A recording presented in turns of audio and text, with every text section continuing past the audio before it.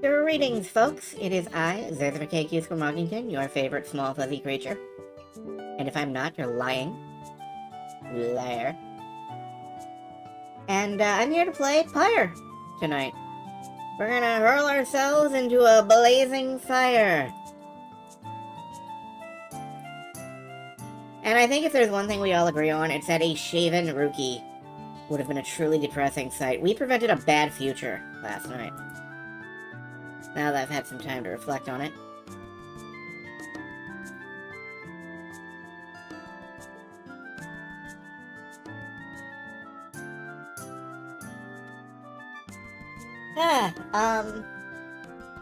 But yeah, Pyre tonight. Last night went surprisingly well. We have yet to lose a game. I'm sure it will happen. Don't know when.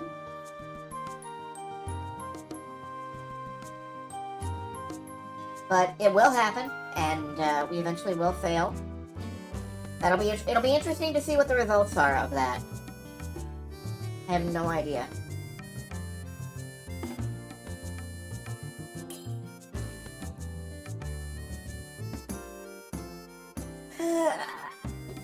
For the most part, I am just sort of unwinding. It is a nice evening, I think.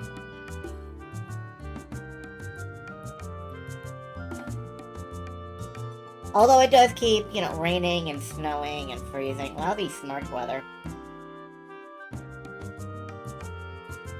And every time it starts raining around here lately, my knee gets stiff, which means that I am officially an old person. Old as balls. Hello, Jids.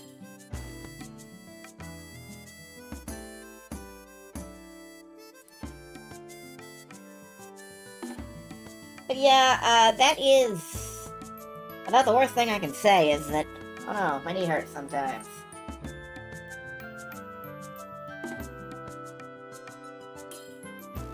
Well, it's the worst thing I can say about my personal situation. Everything else is kind of fucked. We're not here for that. We're here to throw ourselves into the fire and dunk. I'm looking forward to some of that, because, I may have no defense game whatsoever, but I think our offense is looking great.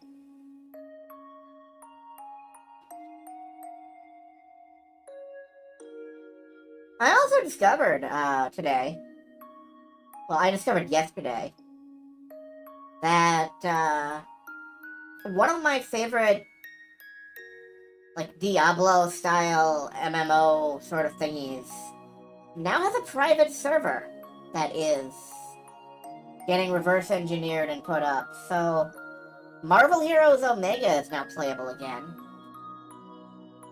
Via a thing called Project Tahiti, which I'm not going to talk too much about because I don't know how private they wish to be, although if they wanted to be really private, they wouldn't have a Reddit for it. I'm just saying.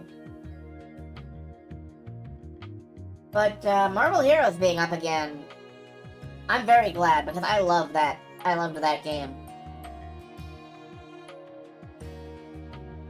Like Diablo with 30 plus different classes, all of which are superheroes. In spite of everything, I'm still a superhero fan.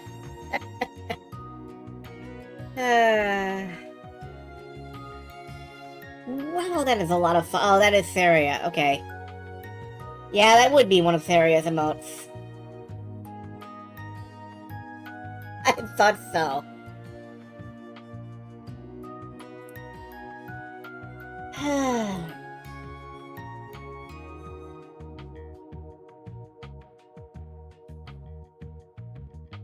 I would kind of like to get the Pyre soundtrack in here. Actually, it's the first soundtrack that isn't a Falcom one that I've been tempted to drop into the directory, the playlist for pre-stream. Servers being revived by communities give you hope. Me too. Like, I don't know if they'll ever be able to modify the game again. I don't know if they'll ever be able to add on to it or whatever, but I'm very hopeful now that the game is coming back. And I just have to hope that, like, Disney doesn't fall on it and trash the place out of spite. Oh well. That is the future, and I cannot predict it, so let's play video games.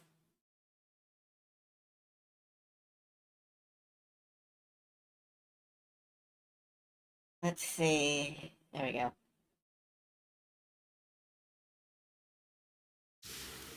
That's not updating. Why is that not updating? Did it default to, Let's go, creepy! believe me, I'm trying to go. Give me borderless windowed. Okay, that worked. I just have to tap the... I have to put it in a borderless window or it doesn't work. And even when it starts in a borderless window. That's odd. Alright, let's pick up where we left off in Newland.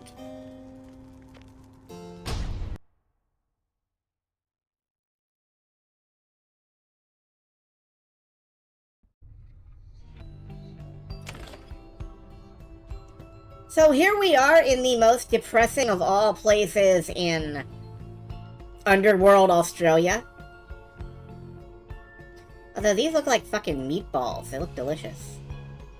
Hello, pure and wonderful critters. Yes, and hello to my audience as well. Hi, Silver. You find everyone is feeling rather miserable. You sense just being in flagging hands eats away at one's spirit. Only the Impizo seems unaffected. Most of your fellow exiles lost -1 hope for the next rite. Okay, that's...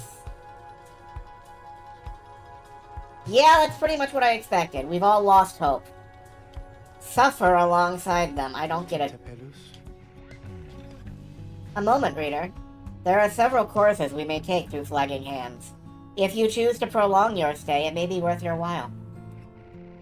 However, your companion's spirit shall likely suffer more.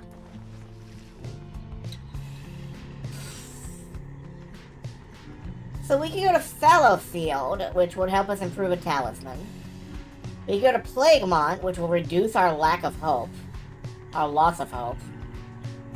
Or we can go to a mass grave and get a valuable item. You know what? I'm gonna fast track this shit. I don't believe in playing games with my companion's hearts. Let's get the fuck out of here.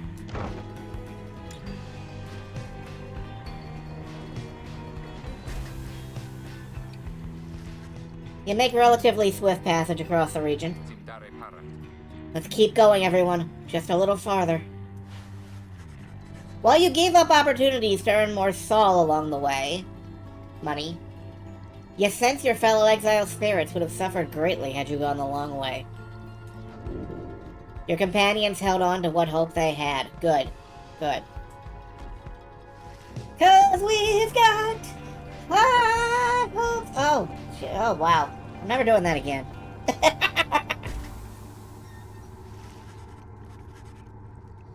You reach the pit of Melithae, having lingered in Flagging Hands as little as necessary. The intense gloom of the region had little time to shake everyone's resolve. Page revealed the Empire's collapse. Cool. And Jodariel wants to talk. Let's check out the Book of Rites first. It was not long before the Empire began to crumble. With my liege gone, his own country quickly turned upon itself. I must admit that this collapse had started long before the Emperor's disappearance. His decision to give chase after a myth but hastened the inevitable. All the while the rope collar stood by, awaiting such a time as he could rule in my liege's stead. He would be our people's savior. His first charge was to organize a search for the missing Solium Mur. Warriors, pathfinders, and scholars heard the call and prepared to seek him out. Yeah, and I bet they didn't find him, did they? Alright, Jodariel, what's up? You sensed Jodariel's steel gaze well before you turned to her. Reader, rummaging about the wagon once again. Tell me something now that you are here. Look at me. Are you afraid of me? Little bit? Little bit. Little bit. You consider the question. You have never before met someone like her, but do know something of what happens to those who remain in the downside for many years. You are very much aware she could snap you like a twig at any point. Yeah? Deny it, or say nothing. Yeah, I'm a little bit afraid of you.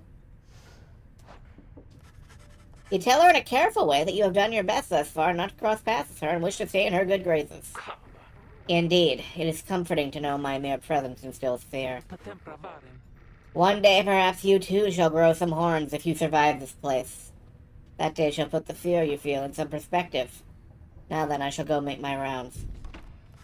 She walks away. You feel the floor of the wagon shake with her step. Dodario lost -1 hope for her next ride. Aw. I told her she was scary, and she's like, yeah, well, maybe someday you'll be scary too. Let's get a look at what that did to her stats.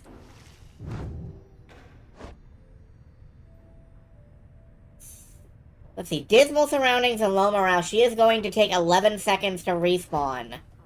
As opposed to headwind 7, 7, 7, 6, 11. Yeah, that's... I think she's gonna sit out the next right. There you are again, my lovely reader. How may I be in service? Let's have some small talk. Are you sloshing all the way across the flagging hands right now? A hideous place, or so I understand, for I can neither see it nor experience its wondrous aroma as you surely can. Although perhaps you are accustomed to it now. The Nightwings of the past mislike the place, of that I can assure you. We share a common misery, now please leave me to mine. Unless there is a service you require me to render at this time. Hi, Sandra. Come visit me again sometime when you need further practice. Alright, let's hit the stores and then get this right over with. Oh hey, you guys, you know, this place. A lot of folks, but not a lot of customers, know what I mean? So have a look around. What do we got? More Stardust. Scribe Rock, +2 Presence. +2 Hope. We could completely negate the, we could completely negate that debuff of Hope with this. I think I am gonna go ahead and buy the Hope Rock. And this Stardust. And that'll use up almost all of our money. That's fine. So, be seeing you guys. And, if I were to put this on...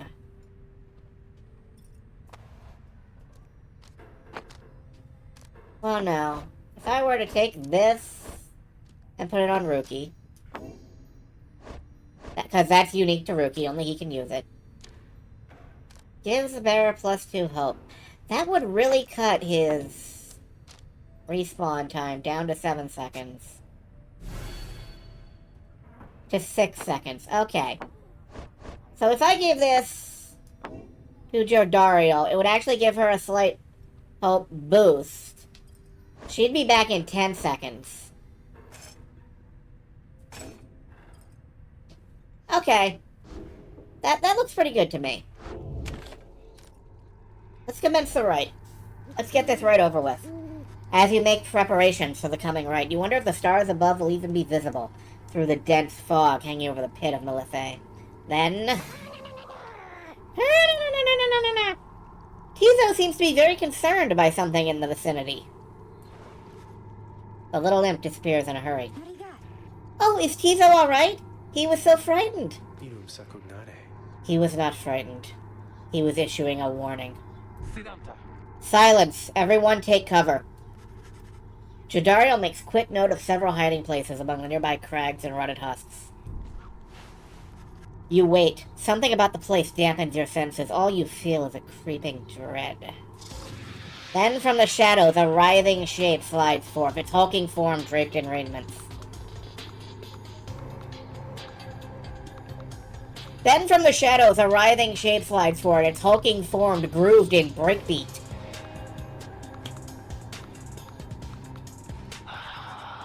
The shape stops. Slowly, its head turns from one of you to the next, each in turn. Wise of ye to hide yourselves from us, little Nightwings.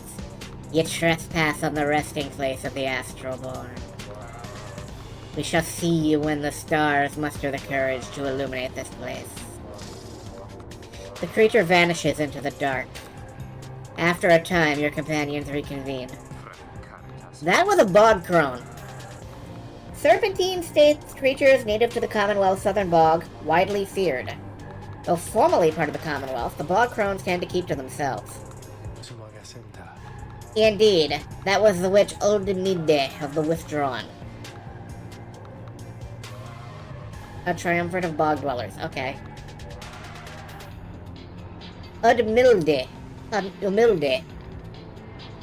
I'm not sure about that pronunciation. I'm gonna give it my best. He'll make clear he has no love of Udmilde. Although the rites dictate she cannot harm you bodily. With her, best not to take unnecessary chances. We'll take what chances we can get in all this. Everyone, it's time.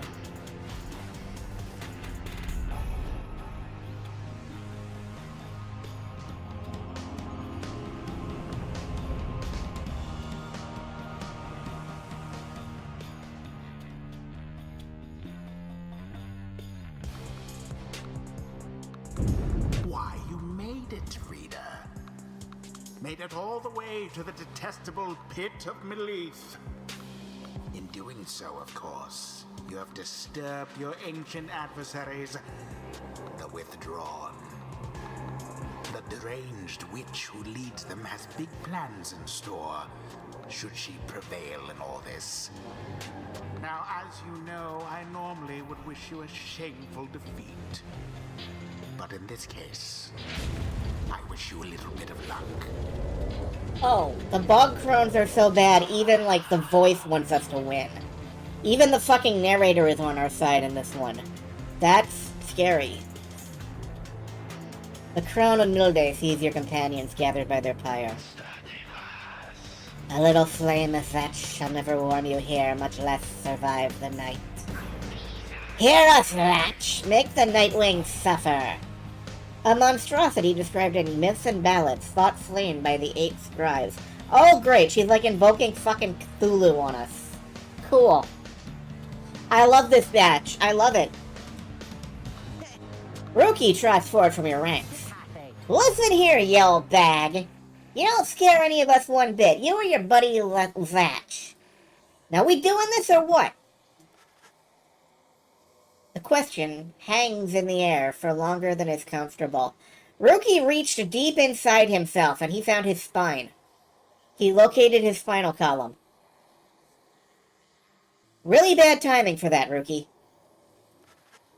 It does seem to have drawn Umil's attention, however. Rookie begins to squirm a bit.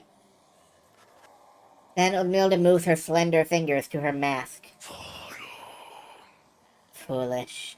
Slat shall grow, lat shall grow, lat shall grow. He shall consume you ere your little flame has died. That we shall ensure. Umilda slides off towards her followers. Rookie remains motionless for a time. Ah, whoops.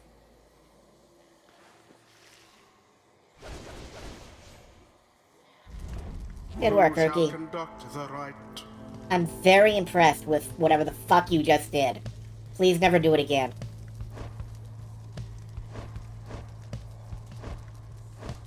That said, for this game, I think we're gonna put Faye out on the front lines. Faye! I want to put Tizo in second, because he's been good to us. And I think Rookie's little display there just earned him a third. Rookie. Ow. You don't suppose that crone's got it out for me, do you? No matter where you go, your slot shall find you and devour you. Maybe a little bit rookie. That's okay, you're gonna be the decoy. Alright. Oh. Okay, I didn't make that.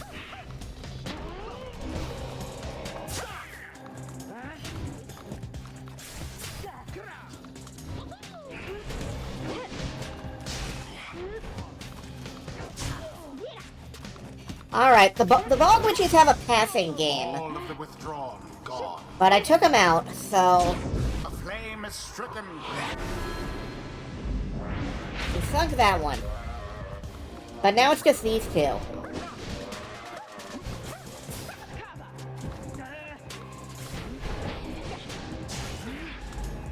What the hell shotgun fucking formation is that? Deliverance.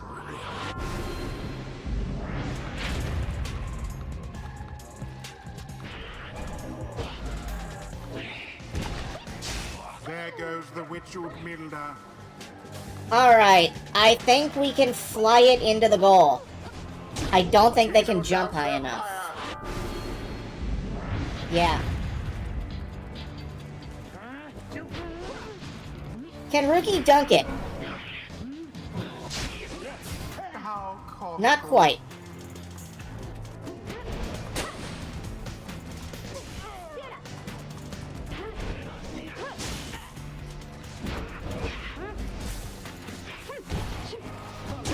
Sublime. The lifeblood of his ratchet flows within this lair and beneath this world. His lifeblood, it shall engulf you in such blackness and despair. Ah, great. There are now things on the course. Which invokes a profane name I shan't repeat. Best beware of foul sorceries. Oh, that eliminates you if you touch it. That's not good. Alright. We gotta edge guard. So that they don't... Whoop. This is going kind of bad now, actually. Good.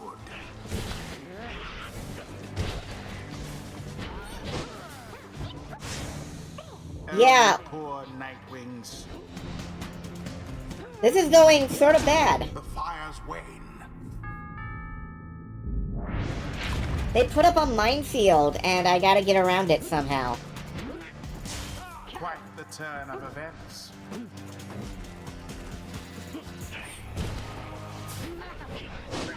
And her aura is just enormous.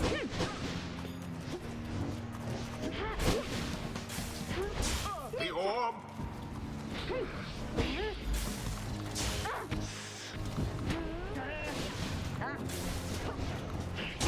Rookie doused the adversary's flames. The Hag Witch aura is huge, and they can use it like a shotgun, which feels really scary. One false move. And I fell into the thing, but I managed to recover in time to... Frick. Nope. Foul for the Nightwings.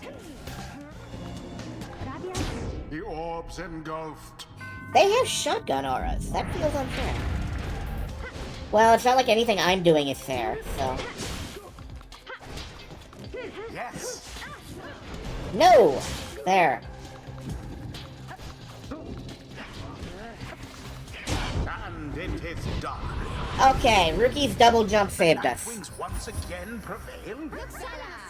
And such a well-conducted victory it was. Was it really? Okay, sure. The rite is ended.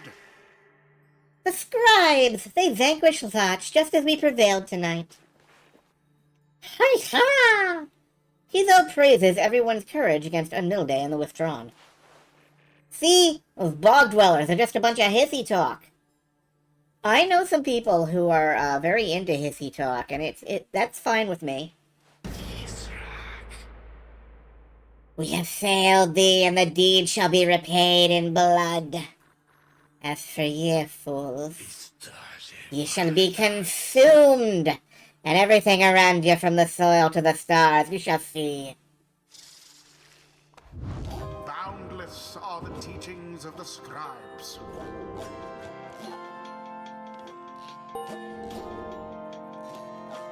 Alright. Decent XP gains for everybody. Nobody, actually got, like, a level off of that. Until the stars But align.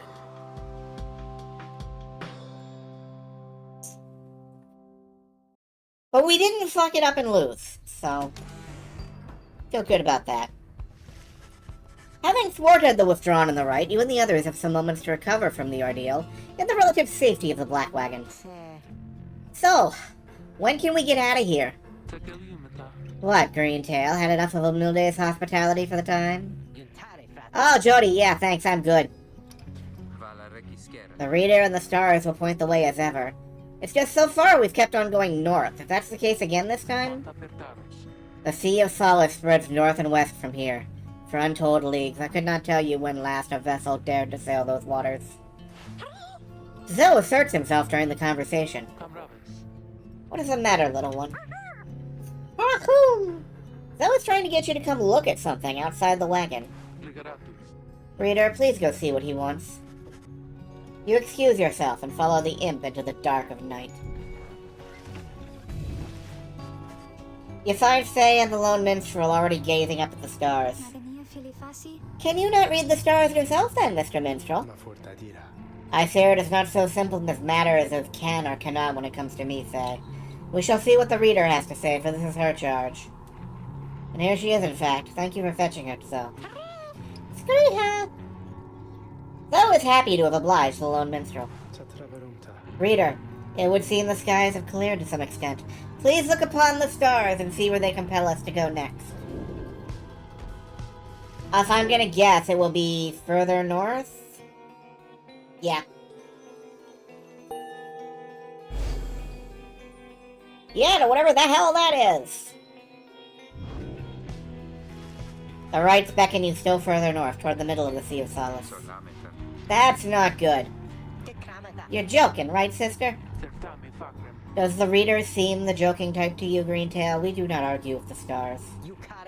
You talk like we can just go right out into the water. Pardon my interruption, though. Perhaps we can. Say what? My client, Sandalwood. He has a way of anticipating such eventualities. West of here lies a place called Big Bertrude's. Really? Big Bertrude. All sorts of contraband used to come through here, some of it fatal if touched or inhaled. Wonderful place, Big Bertrude's. The proprietor is an old companion of his. She may be able to assist us. Edwin's smile returns. That sounds like our best shot right now. Let's pack it up and move as soon as possible. Okay, and someone is waiting in the wagon. It's the minstrel. What's up? Greetings, reader. It is good you are here, for there is something I wanted to tell you privately. Do you have a moment? I will not keep you long, though I know your time is precious. Wishes to tell us something of the rites. Let's hear it. You bid him continue and make clear your interest in whatever he has to say. Very well. Thank you for your time. And I should further note, matters that pertain directly to the rites I must reveal to you alone, for thus I am obligated. Obliged. In any case, when you confronted the withdrawn and witch Udmilde, you might recall she tended to invoke a certain name. Slotch, the Astral-born, I hesitate to say it even now. You would be forgiven if you took the ravings of Udmilde for mere nonsense. However, her words, as it turned out, ring with a certain truth. Before the union of the 8 scribes, when first they found themselves here on the downside, this land was even less hospitable, if that can be believed. It was ruled over by the greater titans. The one called Yslach was the eldest and most fearsome of the lot. Colossal monsters that once roamed the downside. The scribes together slew them one by one, and through this forged their bonds. Okay. Just the same, the scribes managed to defeat it. They later used Yslach's own hide and ichor to bind the Book of Rites. Oh. I've been touching that. Oh. I don't like that. I don't like that fact. However, Zlotch did not truly die, for by some accounts it seems to be incapable of death. The creature is regenerating even now, though very, very slowly. Oh! I've been touching that! Wonderful! I hate it. Its vow is to destroy this land and everything in it. Only then can it return unto whatever plane that banished it to ours. So in a way it is an exile, just like you. If ever should the creature be reborn, it shall be many ages hence. Thus, the ravings of Amode are more or less inconsequential, for the while. Yet, the history of Zlotch is inexorably linked to the rites, and therefore must be known. I trust your research of the book shall lead you to discover more in time. I hope all this is of some reassurance. Reassurance is what you were trying to do there. Wonderful work. I'm so pleased you decided to reassure me. And now I leave you to your more immediate concerns. I shall go check, see how everyone is faring at this time. He heads out into the evening, bidding you a good rest of the evening. Cool! We have a living monster book. It's what we use to conduct our rites to get out of the fucking exile. I love it. Thank you. Wonderful. Let's leave. Let's go to Big Bertrude's.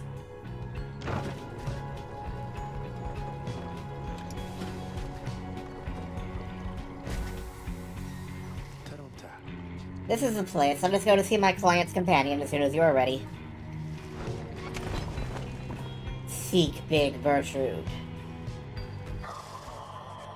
Big Bertrude is a sickly gathering of bog dwellers who stay within shadows. Yet you can feel their eyes surveying everything. The lone minstrel steps forward. Sandalwood sent us. Those words are enough to make the bog dwellers snap to attention. They emerge from the mud and dark and begin inspecting your black wagon with their strange tools.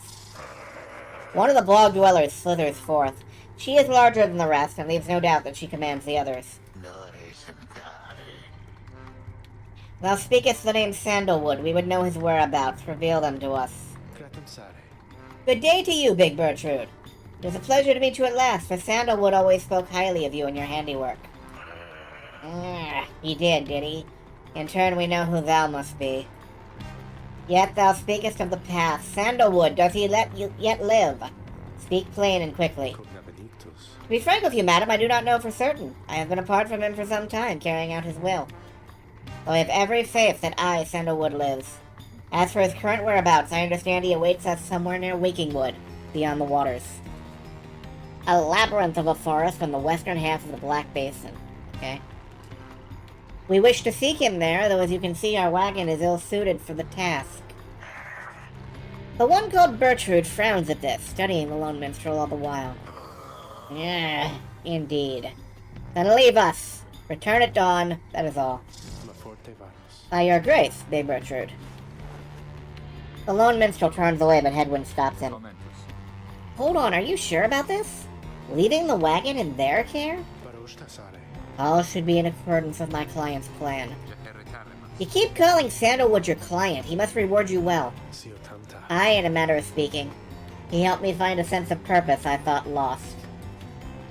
Edwin nods at this and then turns to you. Well, my friend, I guess we'll see what happens, alright? I'm off to let the others know. You find yourself with time for your vocations while the bog dwellers go about their business. Let's go scavenging. Because we're in, like, the shittiest place on the entire world map. There has to be something worthwhile here. Let's see. You sense something Falcon Ron values here. You sense a mystical artifact here in the acid baths. Oh, let's see what's in the mystical acid baths. I love this thought. Well, sister, had enough scrounging for one day? Usually there isn't much, but if you never look, you never get. And believe you me, it adds up. Believe me. Sling bullet. Bearer flings the orb further than usual. Okay. And I mean, we can sell that if we need to. A lone minstrel finds you early the next day. Reader, it is ready. Please come have a look. The others are already there. Oh, they organized. The black wagon appears different now than it did even a day before.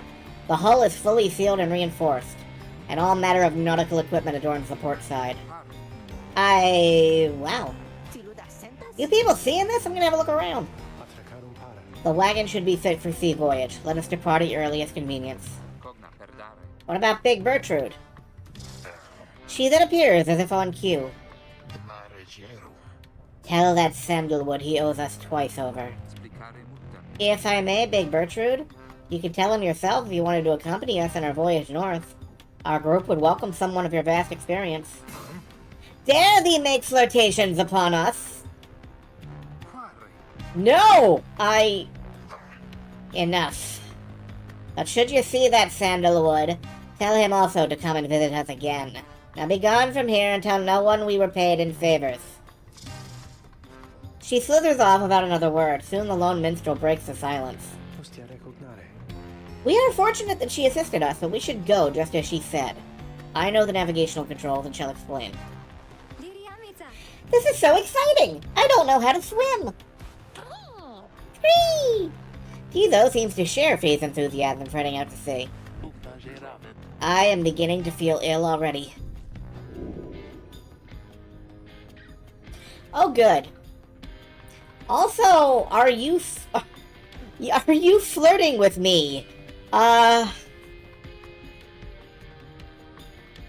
miss 100% of the shots you don't take?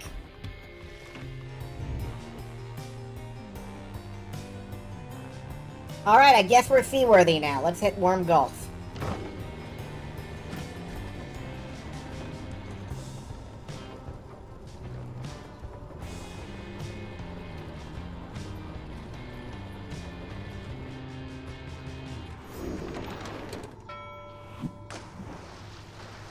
We're a transformer now!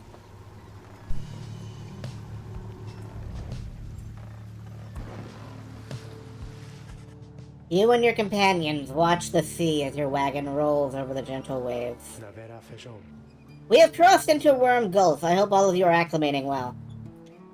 The tempestuous Sea of Solace lies beyond this death-still body of water. If it's death-still, there are no waves, so... There is no acclimating to these worm-infested water. We risk everything to sail here. Exiled worms of the Sea Dominion tend to seek out the cold of the downsized seas. Known for being reckless and single-minded, they were perfectly suited to fill the Commonwealth's front lines. As long as we follow the cold current Big Bertrude indicated, we shall be safe. If the next ride is in the middle of this sea, how will our adversaries meet us there? They shall find their way as we find ours. It is all part of the scribe's design. Now, reader, please confirm the next point on our sea journey. We seek the Hulk of Oars. The next rite shall soon commence here. I guess there's no way around it. We're going straight this way. And when I say straight, I mean not straight at all.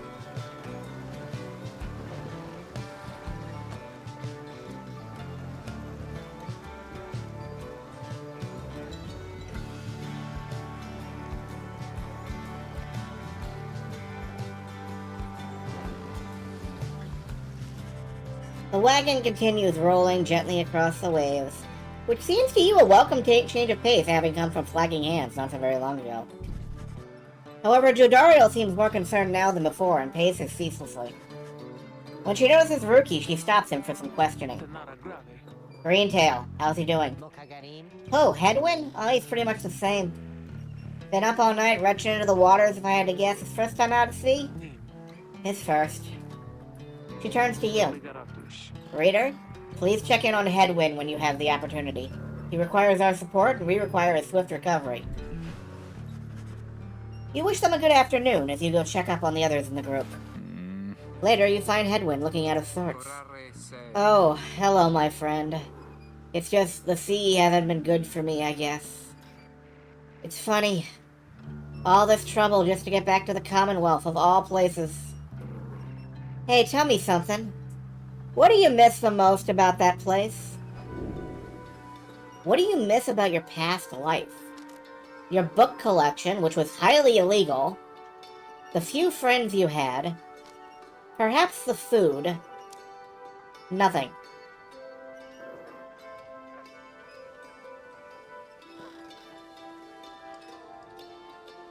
Friends come and go, books can be found and lost, but really good food stays with you your whole life. Preferably right around the hips and ass area. You confess to him that you do miss Commonwealth cuisine. Not often that you got to eat your fill of it or anything. If you missed nothing, why would you try to go back? That's a good question. The food, that's a surprise. I always thought the food was terrible. Hope you're not offended. I think maybe you haven't tried real food. One day if we luck out and find ourselves decent ingredients, I'll cook something for you, okay? Anyway, I'll be fine, I think. Thank you for checking up on me. Hedwin reacted like I just told him I missed McDonald's. His reaction was like, oh wow, holy shit, your taste sucks. Thanks, Edwin. You sense he wishes to be alone. There's not much to be done for him for now. On the other hand, he just spent all day puking off the side of a boat. And I came up and started talking to him about, like, lunch. So, maybe he just wants to be rid of me. It appears Hedwin is too ill to conduct the next rite. Oh, may he soon get well. I'm sorry for my interruption, reader. Please again confirm the next point on our voyage. Sea of Solace.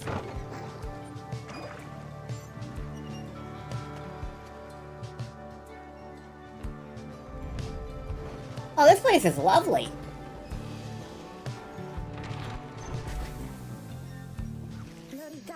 By the scribes! The sea? I didn't know it was so beautiful. Having escaped the waters of Worm Gulf, you can now see what must be the hulk of Horus far on the horizon. Not everyone has taken well to the sea voyage, however. Tizo was wondering if Hedwin is feeling better. He requires further rest, Tizo. All we can do is wish him a swift recovery. Reader, madam. From this point, our voyage must diverge from Bertrude's instructions. Consult with your companions about which course to take. The Fathomless Trench. Tizo wants to go fishing here. Faye believes the 8 scribes will bless you here. Well, I mean, a blessing from the gods is always nice, but yo, fishing. RPG needs fishing. It's not an RPG without fishing. Okay, it can be, but, you know, I got a bias.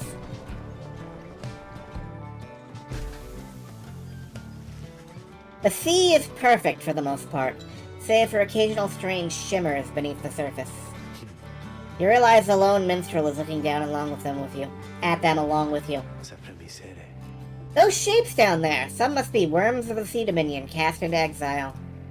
I understand they tirelessly fought the Commonwealth wars, having grown weary of their own. They must make worthy adversaries. Scrah! Tizo appears to have spotted something tasty. Tizo dives without warning into the depths below. And there he goes again. That one enjoys being at sea despite its perils. Eventually, the little imp resurfaces, clutching something in his claws. Though caught a lesser shambler. A limbless, cold-blooded creature caught at sea that costs like almost $100. Jesus, Tizo.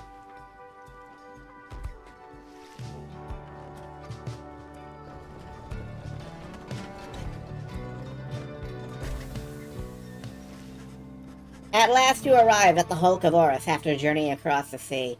Seems the next rite is to commence here soon, though there is no sign of your next adversaries yet. Okay, let's, Oh, hey, you guys. Funny running into you out here right in the middle of the drink, know what I mean? Not a lot of customers today, so have a look. I'll give you a good deal. Yeah, will you give me a good deal on this?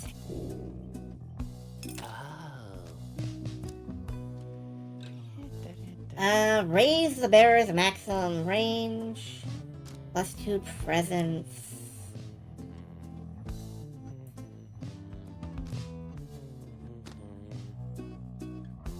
Grab another pinch of Stardust.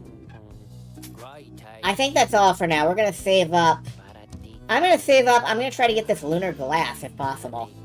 That would be really nice. Do I want to keep the... Bearer flings the orb further than usual. That would enable us to really snipe the goal.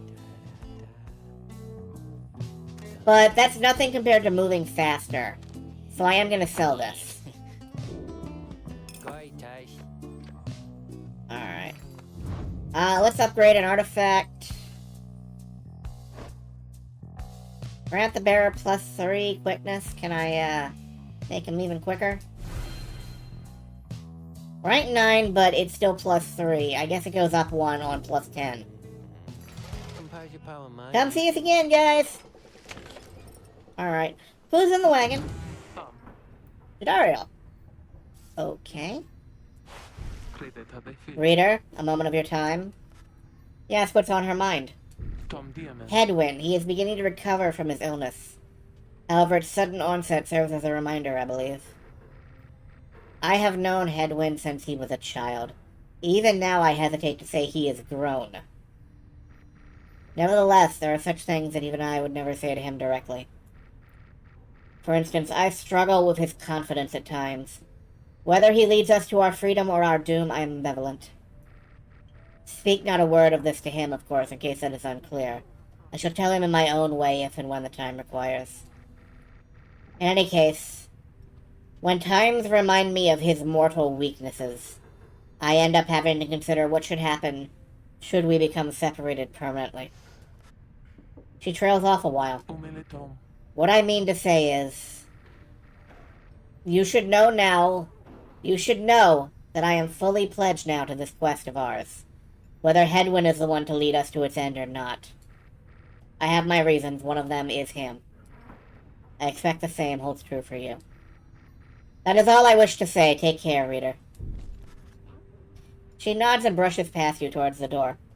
I kind of assumed that, you know, she wanted to get out of here. Hello, Shateri. Let's have a chat with Sandra. On your mind? There is an undulation I have sensed, reader, which means I think your black wagon sails the seas, am I not right? Of course I am. She laughs at this, or at herself, perhaps. I scarce remember the sea. It has been a little while since I bathed in it, you understand. My memories of it are wistful, nonetheless. Although, if I remember correctly, the Sea of Solace is a disgusting mockery of the Emerald Seas near to the Empire. Do be careful out there, will you? Now let me cease my prattling, lest I extend my service by another eternity or two. We had best stick to business. And the book says... The Emperor Sulliam Mur knew naught of this, of course. His expedition yielded not the treasure he desired, but brought him closer to his country than he had ever been before. As he traveled down the river Skalorlin in pursuit of greed, he found instead an inkling of shame. He saw the sunken faces of his people, heard their words for him. In time, he could not ignore it, and it proved more than he could bear. The river finally claimed him, his belongings, and his retinue. Once the people heard, I understand they cried with joy. Perhaps he ought have perished, but the mercy shown to him, I think, is what transformed him. Alright, that's getting good. We got all of our rights books. We got a bell. We have Silver Cudgelhead, a limbless, cold-blooded creature rescued from the sea. It is fully grown and has led a rich life. Really? I can't... Oh, yeah, there is something in there. Okay. Alright. Let's do the rites. Having landed at the Hulk of Horus, you and your fellow exiles now anticipate the hour that the rites are to commence again. What do you think, Tizo? Don't I look just like Mr. Headwind? Woohoo! Tizo is worried that Headwind is still feeling unwell. Wait, I think... What's that? A serpentine creature emerges from the water, followed by several others of its kind. You recognize it as a worm of the Sea Dominion. What they all are doing here, you see plain by their ritual raiments. The nearest one somehow loosens its mask. Good sirs and good ladies! So it is you that heed the summons to glorious competition against this knight and his brigade. Well then, let us do battle without delay. More than our freedom is at stake here, but our very honor, and this knight fully intends to reclaim his. Oh, unless this knight forget. He is called Sir Gilman. He salutes you all on behalf of the Pyre Harps. Until the contest. A once proud knight of the Sea Dominion on a self-made quest to regain his honor. Triumvirate of Worm Knights. Okay. He splashes out of view just as the stars above him begin to shimmer with strange light. This guy doesn't seem so bad. Like, not all the team captains have been good, cool people, but this guy just seems zealous. On the other hand, everybody down here is a criminal. This is, like, Australia, so... Even the vastness of the sea was not enough to thwart your coming here. Is it Oris or Oris? Onto the hulk of Oris. Oris, You would okay. be wise not to underestimate your adversaries here, despite their pitiable look. I am, of course, referring to the Pyre Hearts. These rites are but another war to them, and that makes you their mortal enemy. I expect your battle to be glorious. Okay. Your fellow exiles are gathered on the rotting deck of the hulk of Oryx. As your adversaries clamber into view, Rookie paws up to them. Say, what are you worms even doing here? Can't you just swim back to the Commonwealth or the Sea Dominion or whatever it is you're from? Subtle, Rookie, but racist. An excellent point. It seems then that these adversaries and the rights are clever, wouldn't you say, sire? Just get rid of them already, Gilman. As your commanding officer, this knight hereby commands it. Hark! This knight wishes to introduce his noble commander. No worm knight in history has withstood so many frontline battles. Doff your helm, sire, as is our custom. May our adversaries tremble at the sight of you. Sir Gilman attends at his commander's mass, despite his protests.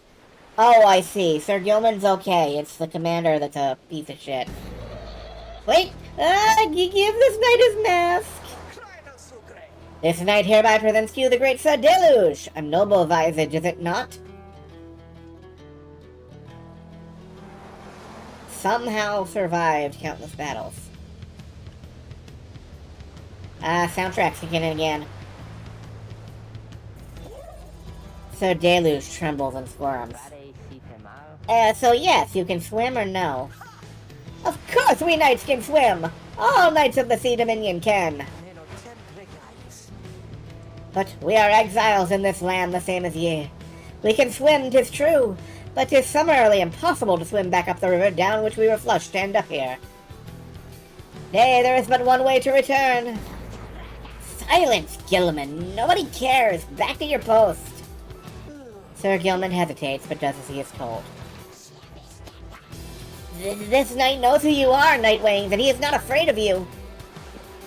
He somehow climbs back into his mask and coils up to his full height. Now on guard! The exiles of the Worm Triumvirate take their positions as you focus on the Book of Rites. Reader, Hedwin's illness means he cannot help us here. He shall be counting on us. Who shall strive for freedom? Yeah, he's sick. He's not coming with us. I say we put Tizo out front. Tizo. Jodariel sat out the last episode. So, Jodariel. And then... Faye. Faye, Shiru-sama? the choice is cast. Oh, wow! I've heard so many tales of the Worm Knights. I thought they would be more impressive, though. Gilman, status report. What is the enemy's position? They now stand ready to confront us, sire. A very brave triumvirate they seem to this knight's eye. Brave! Hair-sucking monsters, one and all. Pyre Harps, be ready. Okay, they have tiny, tiny, tiny little auras. Commence. Beware the adversary's aura. They have itty-bitty little auras, but it looks like they weaponize them.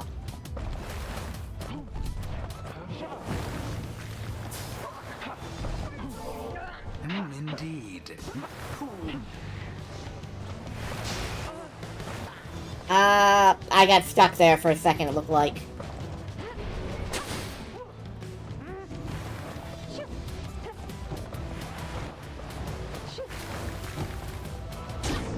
There we go. Thus assert themselves.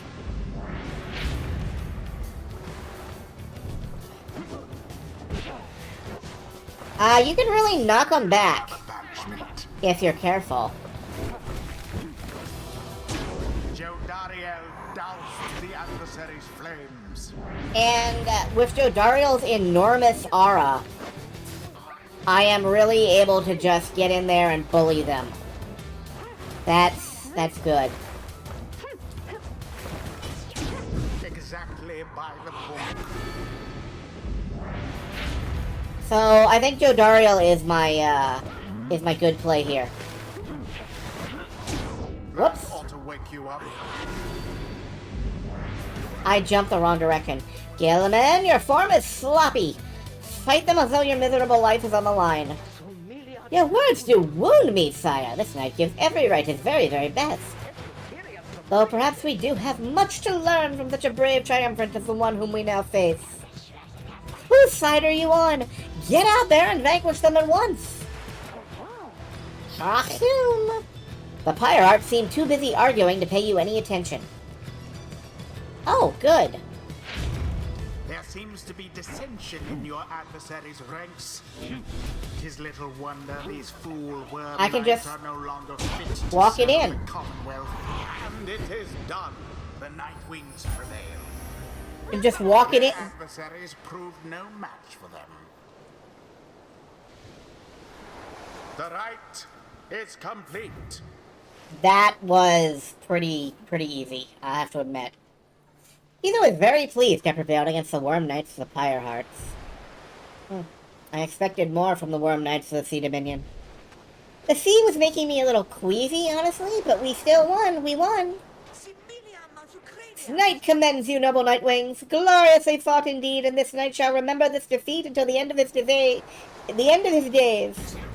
Silence, Gilman. This is all your fault in now cavorting with our enemies. How dare you? This knight was but attempting honorary compliments, sire. Is it not in accordance with the rights to praise one's adversary in a worthy outcome? Worthy? This knight will show you worthy, you miserable little minnow. You are a failure, Gilman. Get now from this knight's sight. What stirs now in the hearts of all these exiles? Focus, training, prowess. The path toward survival on the Blood Border. The northern edge of the Commonwealth. These rights make similar demands of us. +4 presence or plus 35 extra hit points to the Pyre. I'm gonna say presence, because, she is a real bully with her giant aura, and I want to encourage that.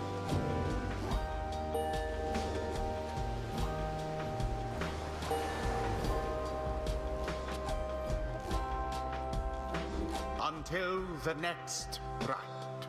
Pokemon Unite. I would have tried that if it wasn't like an exploitive mobile game. After overcoming the Pyre Hearts with great prowess, you at last return to the wagon with your companions. There is little discussion of the Pyre Hearts, who seem to have already swam off towards wherever next the stars directed them. Instead, your fellow exile's attention turns toward your companion, who is absent for the rite.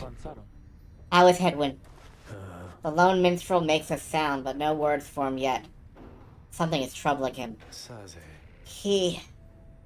I urged him to remain bedridden.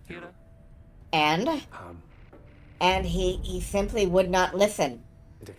I'm very sorry, but Wait, what? Everyone stares at the lone minstrel in stunned silence. The lone minstrel breathes a heavy sigh. But then... Hey, what's with the long faces, everyone? Minstrel, I should wring that neck of yours! As I was attempting to explain, Headwind is already up and about. Feel like we're in a fucking Futurama episode here. Despite my having strongly recommended further rest. Those that are unaccustomed to sea voyage and take ill, they are very likely to experience further symptoms if they do not remain bedridden or at least sedentary. Headwind is running a considerable risk of having to spend another night in great discomfort. What are you, a doctor? Nay, although I traveled once with one extensively. Look, I appreciate your caution and concern, Tariq, but I'm pretty well accustomed to discomfort here, and I had to see how things turned out tonight. I haven't had to stay out of a ride like that before. So you are back among the living then, Headwind. I was just seasick! Nevertheless, your full recovery requires rest. I think we all could use some rest after tonight. Anyway, thank you everyone for your concern, and I'm sorry I worried you or caused you further burden. He turns to you. My friend, what do you say we figure out where to go next? I'm beginning to miss being on solid ground. Have Jodariel sit on him to keep him from moving. He would never move again. You follow him outside where the night sky awaits. He would never move again. Hey, I wanted to thank you for conducting the rite back there without me being there. I could rest easy knowing you and the others would get through it. And I'll leave you to your reading. Can't imagine we'll be off to next. We're well past anywhere in the downside I've ever been. Even Jody hasn't gone this far. He bids you a good evening as you turn your attention back to the sky. It's north again, right? Yep, it is. How far north does this... We're running out of north.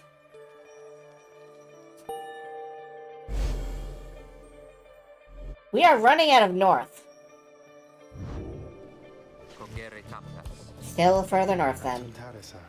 Not simply north. This shall prove difficult. What's the problem? Our destination is beyond the deathless tempest. A vessel such as ours has little hope of traversing it intact. The storm that arose after the death of the sea titan Unfathomed Plurns never has entirely subsided. Can't we go around it?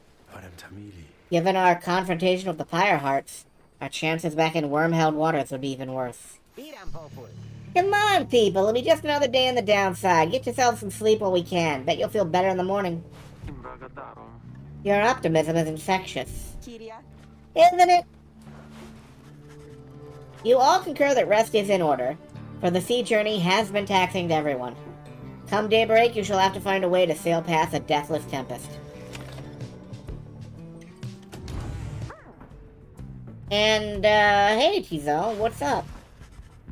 Tizo has been in a rather cheerful mood since being out to sea, and seems pleased to see you. Hi!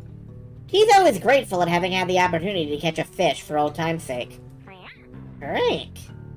Tizo is asking if you want to know why he loves fishing so much. Sure. You sense his inquiry is rhetorical in nature, so you anticipate his response. Rock! Tizo loves catching fish because he hates them and everything they stand for. Okay. He has devoted his life to the eradication of their kind ever since they killed his family. This is a joke. This is a joke, right? He seems on the verge of tears, though as far as you are aware, imps cannot cry. This is not a joke. Okay. Then he leers at you, eyes wide, expecting a response. It seems he told you a joke. Okay.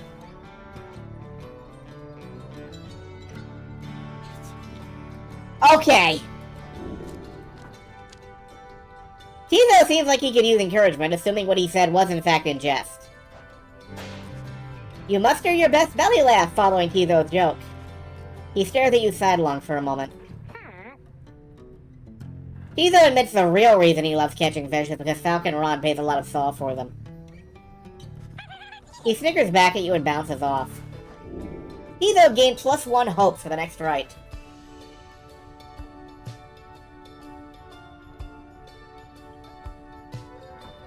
Tizo, I do not buy you being like the imp Batman of the sea, okay?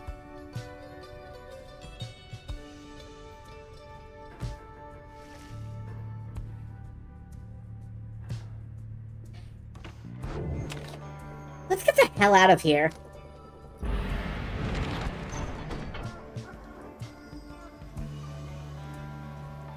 Ragged Rock. Rookie spotted wreckage in the area and believes there could be valuables to find.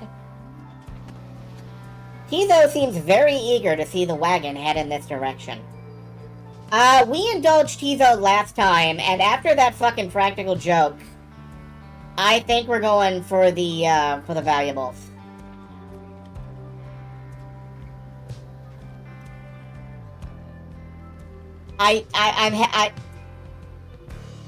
But no.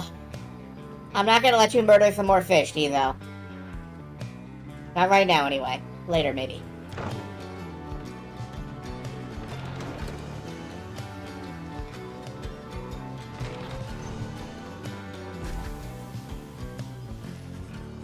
The remnants of the shattered fleet do little to raise the confidence of your companions, given the massive, deathless tempest rages to the north, not far from your position. Yeah, the animation on those is great. We ought to be more concerned with that storm than in finding trinkets, Greentail. Oh, relax already, Jody, and let me do my job. I don't show up while you're out there keeping watch and start telling you to come off it, now do I?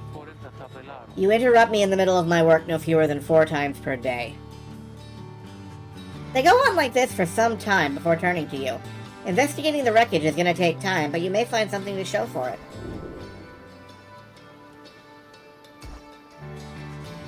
You suggest it may well be worthwhile to continue searching the wreckage after having come this far. Rookie grins wide. Knew you'd see it my way, sister. Now let's see what we can get. After an exhaustive search... sorry, sister.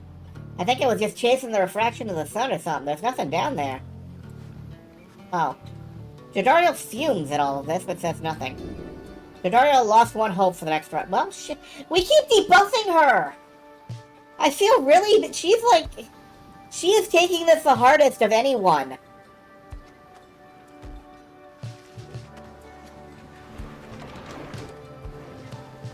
She tries to act so stoic, but she's the one that keeps getting hit with, like, hope penalties when things go wrong. That feels weird. You and your companions look upon the deathless tempest. The stars demand you sail beyond it, yet the very thought is beyond reason. And something in the nearby water stirs, and from it springs something familiar. Hold, good ladies and good sirs! This knight beseecheth you to hear him, if you please. What is it now, worm? The rites are ended. We have no further need of you. Oh, but you do! And in turn, this knight has further need of you, good lady. Out with it, then. Let us be joined! Let this knight join you, please! Can you believe this, Edwin? Not really, no. Nay, look ye not so surprised. Your valor in the rites did stir this poor knight's soul. He swears to you, upon his long-lost honor as a would-be knight-errant of the Sea Dominion, he shall serve you to the end. Oh, this is reminding me of, what's-its-fucking-face from Labyrinth. The little bitey dude who rides a big bitey dog. Sir Tillamook or something. What about your other worm friends back there, the Pyre Harps? They are base cowards. This knight can no longer abide.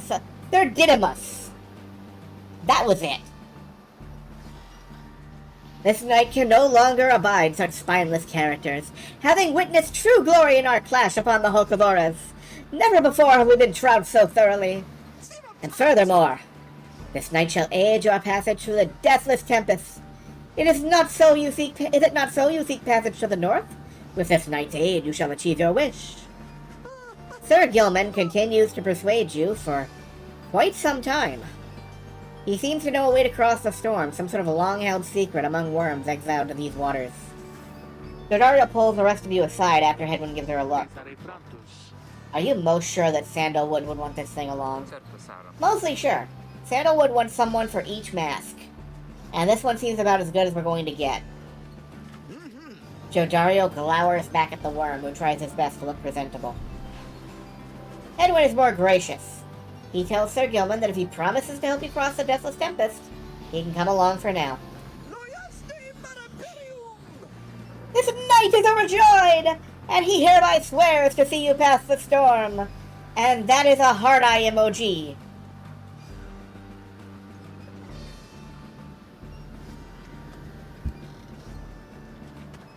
Wow. Though first, this knight requires your consent. Give unto this knight your blessings in the name of the Night Wings, and thus she shall go forth. Sir Gilman seems to be asking your permission for something. Tentatively agree to whatever he's asking so we can get on with it already. It is not clear to you as to what exactly Sir Gilman intends for you to do for you right now. As you begin to say something in response, Sir Gilman cries out in triumph. He vanishes into the depths. Yet, through this close encounter with him, you cling to some sense of where he is going and what he intends to do. Help see his mission through.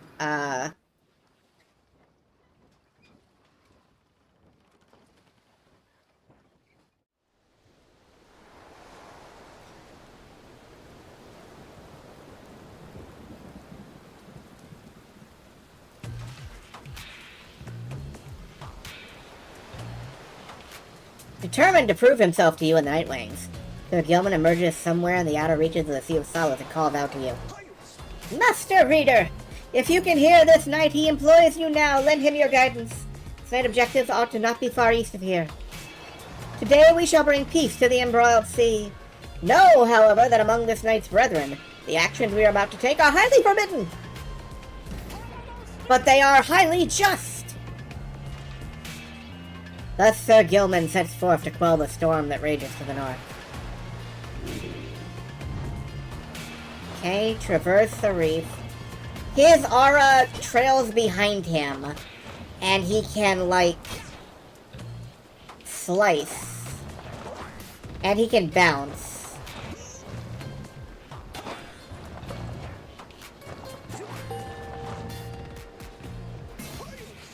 Hark! Yonder lie the foul spawn of unfathomed plurns.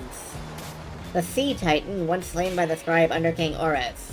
Her brood lies dormant in the sea, boiling the seas with their wrath. Exiled worms within these waters long have harbored these abominations, using them to bar passage through the downside's channels for any save this knight's own kind. Be gone now from here, fiends. This night shall finish what the Under King Ores started. Banish the spawn. Okay. We just have to kill some kids.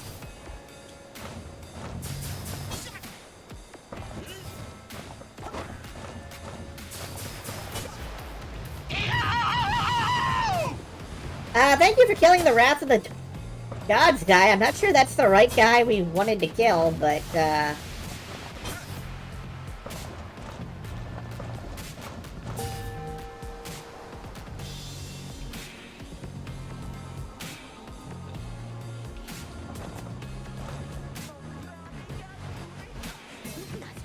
Hold it right there, you traitorous slug! How dare you turn your back on this knight? He is superior!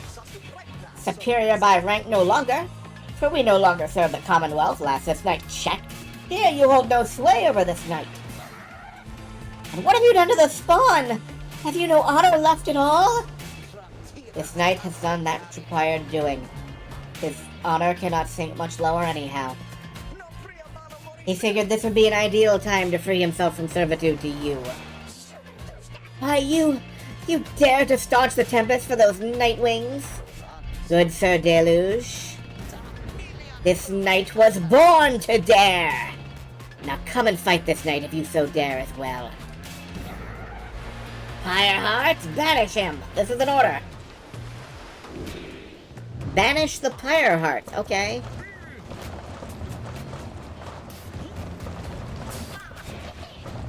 You see, Gilman, you shall ever be inferior even among the weakest of our kind. Gilman, where did you go? Gilman?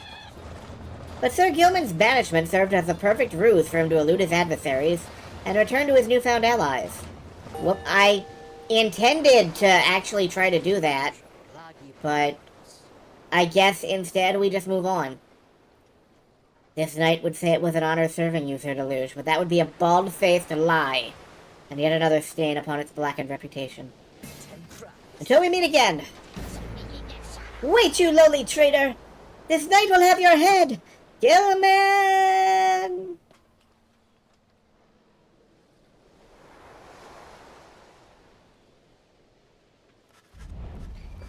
As the day wears on, there is still no sign of the Worm Knight. Your companions grow restless. But then... Hey! This knight returns with newfound tales to tell and new scars to show for them. Sir Gilman is sopping wet and visibly shaken. He struggles to maintain decorum. He is in short the very image of a Worm Knight. More importantly, that little tempest ought no longer pose a threat for now. Behold! As if on cue, the deathless tempest begins to simmer and subside.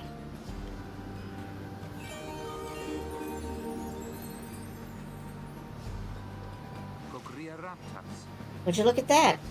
He really did it. Of course this knight did it! Now, if it will be alright with you, this knight could really use some shut-eye. The Worm Knight then collapses in exhaustion. You and Hedwyn help him up. Deal's a deal, Sir Gilman. Welcome to the Nightwings. Huzzah! Alright, we've got Sir Gilman now.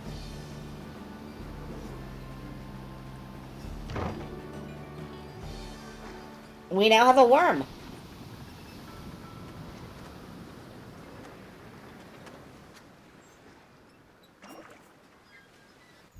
If I give him a big enough presence, I bet he can make half the fucking board explode with that slash of his. With Sir Gilman's aid, you managed to breach the Tempest.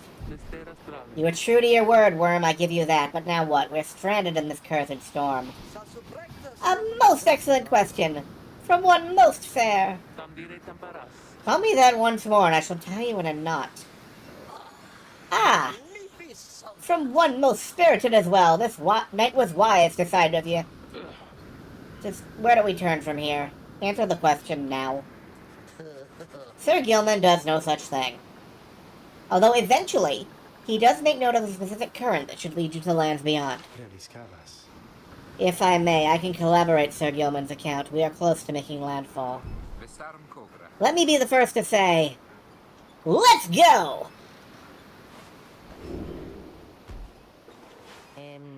Say, Tariq. Aye, Let's Rookie. go. What is it? And look, you're always carrying around. You know how to play that thing, don't you? Why, I suppose I do. Good, because I was thinking it's a little gloomy here, and we could use a little tune to lighten up the mood, know what I mean? Aye, let me see what I can do.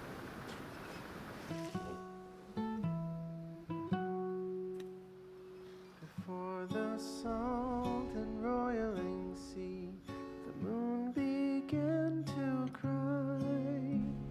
The valley ran with sorrowful tears and filled the waters high. The misty morning over the brine belies a leaden sky. The stars all hide away from the chill until the evening rise. Way to lighten the mood.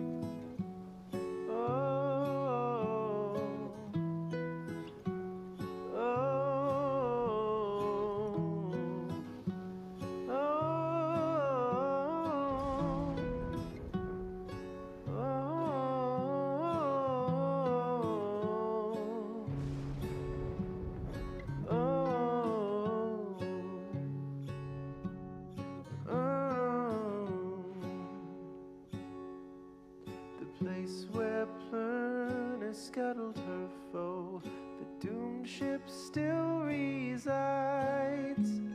The Titan met her end on its prow, forsaken by the tides. In death she leaves her stain on the place. The tempest never dies. Her final throes and shivers and shakes 1,000 years gone by. At last your wagon rumbles onto solid, jagged ground, the land called Black Basin. Your fellow exiles unpack the wagon so you can take stock of how best to reach your destination.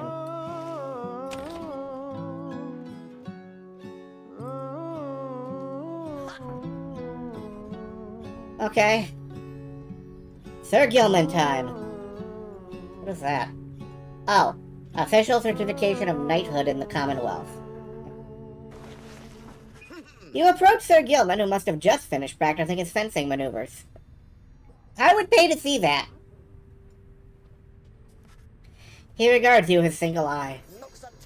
Hail, Master Reader! This knight is determined to trade harder, having joined the famous Nightwings. He shall ensure that this triumvirate continues to live up to its most feared reputation. This is such an honor, and this knight has a great deal of honor to regain.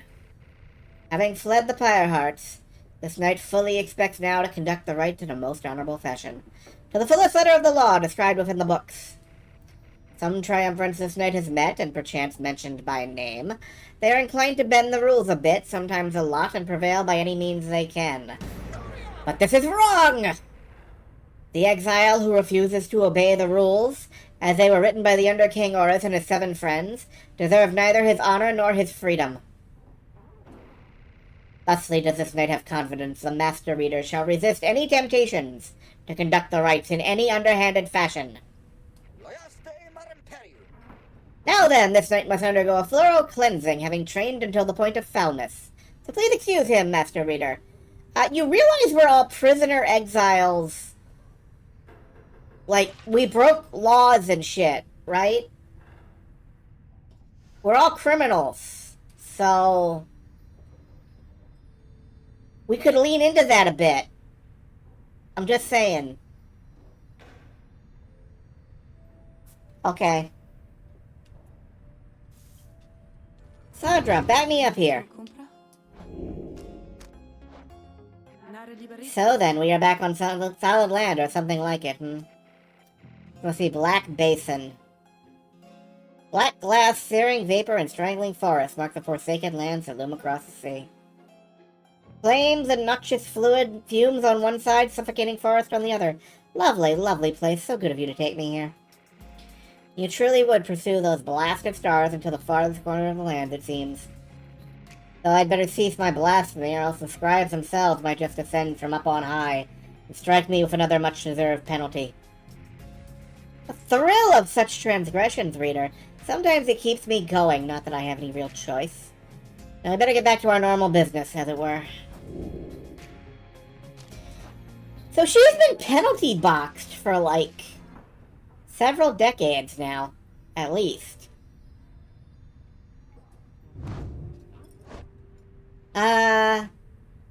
Sentencing, crime unknown, motive unknown, years exiled unknown. His exile seems to be self-imposed.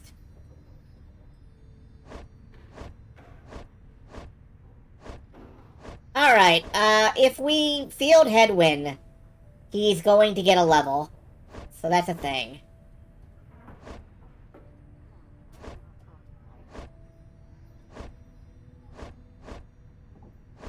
Might field Tizo. His sins are heaviest on his own heart. Doesn't mean they have to make them he has to make them my problem, but fair. Also, I've only ever played Bastion before, Supergiant-wise. That Bastion is the only Supergiant game besides this now that I've ever played. Which means that unlike the rest of fucking everyone in the fucking universe, I haven't played Hades. So, you know. You find that Headwind has asked for several volunteers to scout the area and report back. Alright, everyone, don't go too far. Let's meet back by dusk. Please use caution. The exiles dwelling in these lands are rather territorial. Oh, yes! I see why they'd want all of this. to themselves. For your part, you remain with the Black Wagon to keep watch. You see occasional dark shapes soaring across the sky. None of them draw near enough for you to see in any detail.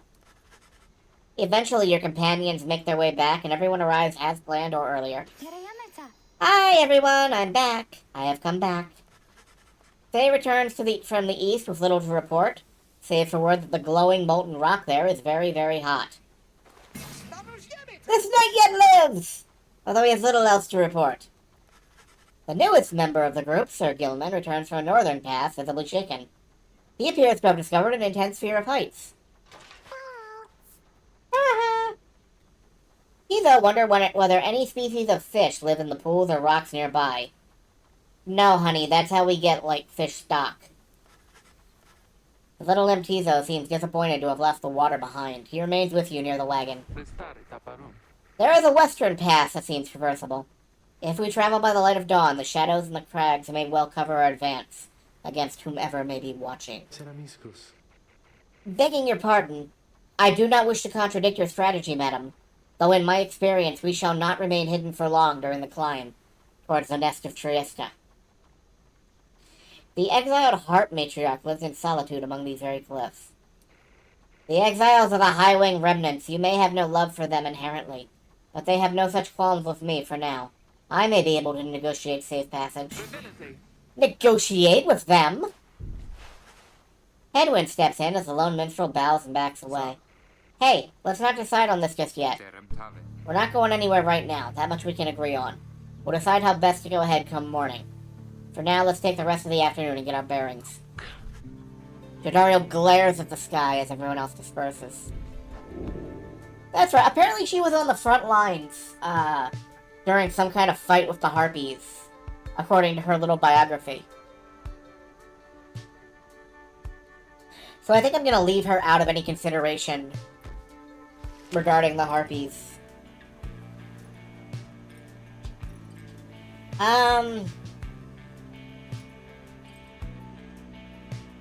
The one thing we haven't done is study in private. But I kind of want to try and mentor a companion.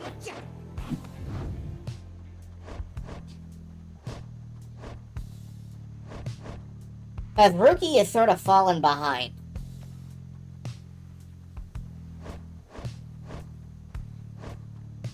That said, Sir Gilman could also use a quick boost. This knight shall be your eager protege. I sit down with Sir Gilman to go over some of the subtler aspects of the rite, such as the state of banishment and how to return from it, since he's beginning to understand. Yeah, I was hoping that would catch him up a bit. Great wisdom clouds over this knight's entire consciousness.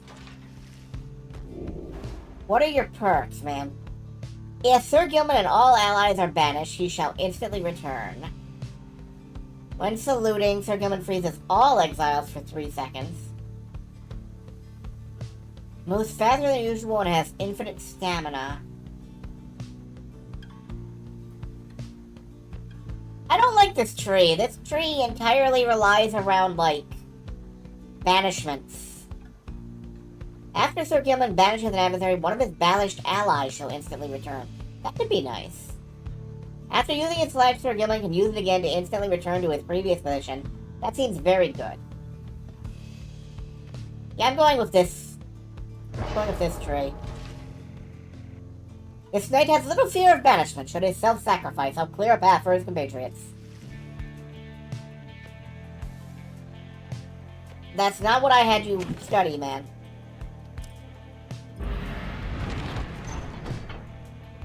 Alright, Jodario wishes to avoid the Harps by staying on low ground. The lone minstrel believes he can negotiate safe passage via this path. I'm going with the minstrel. Every time we've gone with one of Jodario's scenarios, she's lost hope. I bet this isn't going to work and she's gonna get depressed because of it.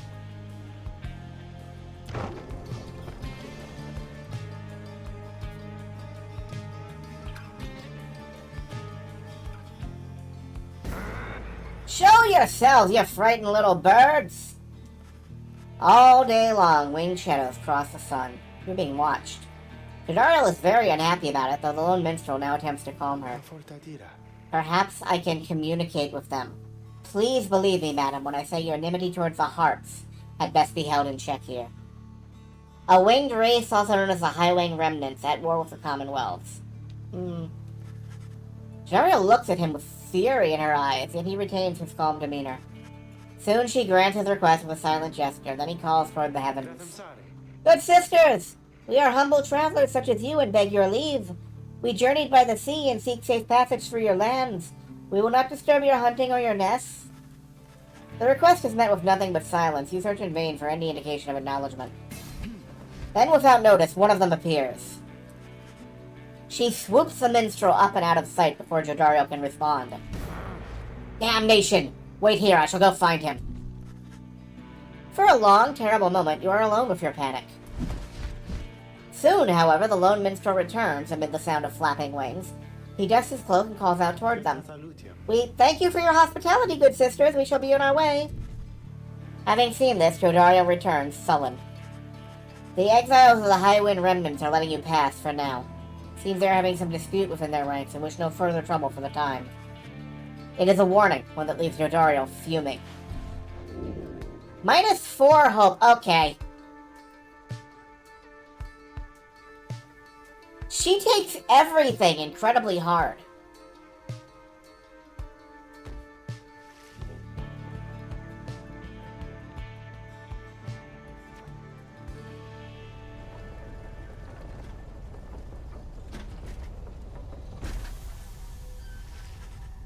At last you arrive at the nest of Trieste, where the next raid is soon to commence. You cannot shake the feeling unseen eyes watch your wagon's ascent, and remain watching now. The hunt for myrrh. Oh, hey, you guys, what brings you all the way out here? No, wait, don't tell me, I don't want to know. All I want is for you to get the best deals on the downside.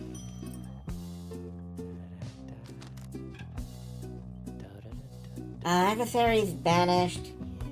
The bearer's pyre is restored by... Okay. I'm just gonna buy this stardust. And nothing else, because... we are saving up for this lunar glass. Tell all your friends about us, because I already told mine.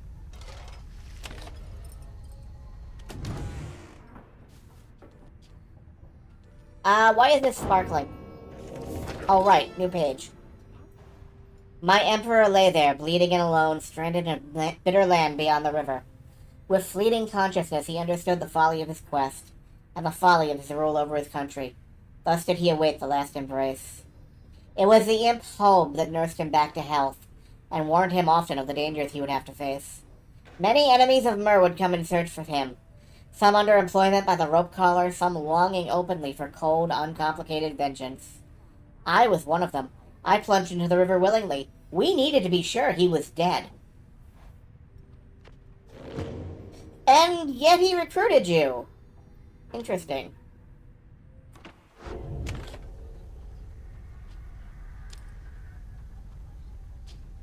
Alright. You and your fellow exiles gather on the blasted lands called the Nest of Trieste, expecting the imminent commencement of the rites. You see no sign of any adversaries, but then you hear a whooshing sound above. This, then, is what passes for the Nightwings now? Such a rabble. Not even dressed for the occasion yet. It seems the scribes have little pride in their tradition. Hold your tongue, little bird. We have not come for talk. No, you have come on behalf of your Commonwealth. Oh, the Commonwealth that considers us all, like, thieves and assholes and banished us here? That Commonwealth? Oh yeah, we're really loyal to those guys. Mark well my words, you horned filth. When we at last free ourselves, your home shall burn. With that, the harp swoops off as Jodariel glowers after her. It is only then you realize another harp has come. She is quite serious, I assure you. I can help you sort her out. It's in our mutual interest. You know naught of my interest. Let's give this another shot. Hi, my name's Pamatha Thayan. Pamatha? Pamatha? Pamitha? The surly one back there, that was my blood sister. No need to judge her harshly, though. We've only met just now. Though I must say, something about you reminds me of her. How dare you implicate I have anything in common with your ilk? Just then, Headwind shows up to intervene. He whispers something to Jodariel. No, Headwind, you cannot be serious. Jody, I'm asking you to trust me on this one. Am I perhaps interrupting something? Say, by the by, however did you make it all the way across the sea? Didn't see you fly in. Trust is something I am loath to give away, Headwind. But you have set our course thus far and I have followed, so do as you must. A sandalwood better have an explanation for all this. Jodariel storms off as Headwind turns to you. What's your take on this one, my friend? Our informant wants someone for each mask. I hadn't expected we'd run into a harp, yet here she is. What are you getting from her? You turn your attention to Pamitha, who has been watching with bemused interest. Ah, a reader, are you? Pleasure to meet your acquaintance, darling. Well, here I am. Gaze intently all you like and tell your comrade there the truth of it, why don't you? You sense she is conflicted about something, though you do not know what. You also sense, however, that her motives here and now are earnest. She seems alright. Express your reservations, and that I have no idea what to make of this lady. Rouge the Harpy. You tell Headwind that you cannot adequately judge Pamitha just yet. While you have certain reservations, you defer to him on what to do. I understand, my friend, and I appreciate your backup on this one. Above all, I need to give Sandalwood the benefit of the doubt, which means doing the same right now for Pamitha. We've come this far thanks to a certain faith, and right now it's telling me to take her with us, even though Jodariel isn't going to like it. He then turns to Pamitha. I'm Headwind. We'll accept your offer on 2 conditions if you hear me out. Conditions! Why sure, I love a good condition or two. First, after we're finished here tonight, you come along and make sure your blood sister and her friends don't give us any trouble when we're headed out. Second, you'll have to find a way to get along with Jodariel, who you met earlier. Brilliant! I had no plans to stick around here anyway. As for your demon friend, no doubt we'll get on famously. I don't suppose you have an extra set of raiments I could use, because I think the rite is getting started. You look up and see that she is right. Oh! Alright, well, I guess we have a harpy now. A harpy with a vendetta against her sister.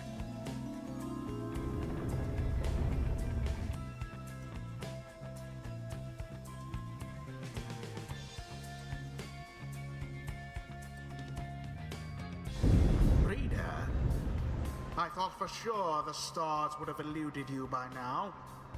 Yet here you are, somehow, upon the nest of Trieste. And you've swelled the ranks of your triumvirate not merely with another, but with 2. One from the Pyre heart, no less. And one who seeks the favor of the adversaries whom you'll imminently face. They are the essence. Winged terrors, as you soon shall see. Can your longing for freedom match their hatred for the vibrant country that was once your home? From a distance, you observe as Pamitha, now clad in Nightwing raiments, heads towards your adversaries on the right. You... What sort of heathen harp would dare take wing against us? Your new companion loosens the bindings on her mask. Hello there, Tamitha. Pamitha's blood sister stares back at her a while before responding. Tamitha and Pamitha! Tam and Pam. Okay. What in the saint's name are you doing here with them? Doubtless come to dig your talons in my back again. No, sister, I've come to have a word with you. Save it. I cannot help but share your poisoned blood, but I shan't ever count you as my sister. You expect me to believe you came all this way for talk? You waste your time, as ever. What's life if not a waste of time, dear sister? Give me a chance, why don't you? What do you even have to lose anymore? Besides, I've come a long way. Silence! You shan't have come here, and the time for talk is long since past.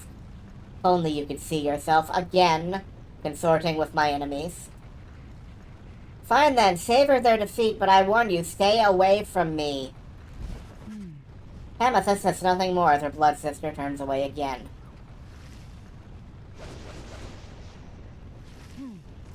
Amethyst gets your attention. Listen to me, Reader darling. The rest of you are ill-equipped to navigate this place. Let me conduct this rite on your behalf, and my wings will bring you victory. Dear lady, your words ring true. This knight is flattered you have not eaten him, as is the tendency among your kind. Knight hereby volunteers his post of the triumvirate for thee. Sir Gilman refuses to participate in the rites this night, so Pamela conveys her sister. Okay. Now let us get started. Put her in, coach. She's ready to play.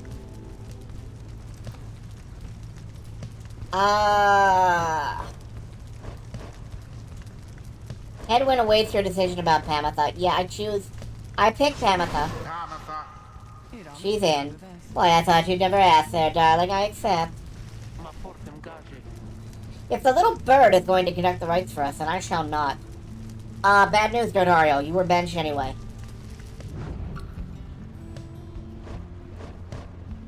Yeah, I'm just gonna take that thing you've got and give it to somebody else, actually. Her hope is down to 4. Wow. Absolutely hopeless. That sucks. I'm sorry.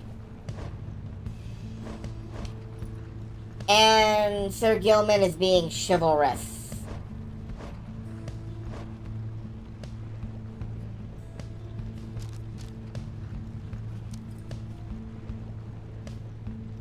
So, I am going to buff the quickness on this. There we go, +4 quickness. I'm gonna buff the hope value on this. Doesn't really help, but that's okay. Headwind.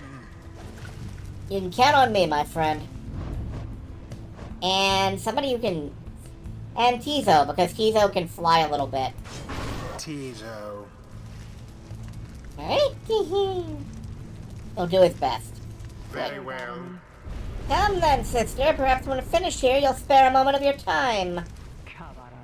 I shan't be tricked by you again, Pamatha. How poetic we meet here in the downside. I can think of nowhere else would I would rather see you rot for what you did to our people and to me. Hello there, reader darling. If I'm to be at your mercy in all this, I'd like it very much if you could minimize how often I'm to wallow in a state of banishment. Let me show you what we Sisters of the High Wing Remnants can do. Frida, you put yourself amidst a feud between Fly two for a bit. sisters? That seems entirely unwise. Even for you. Tread lightly around that exiled Pamatha. Her kind's all but forgotten Saint Triesta's grace.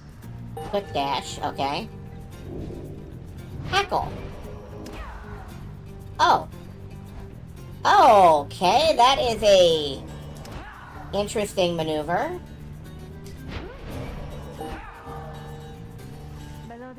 See, darling, we Harps, we're not so bad. Suppose we better get to work, Just don't go underestimating Tamith over there. I trust you'll do the best you can. To the skies, sister. Talon formation.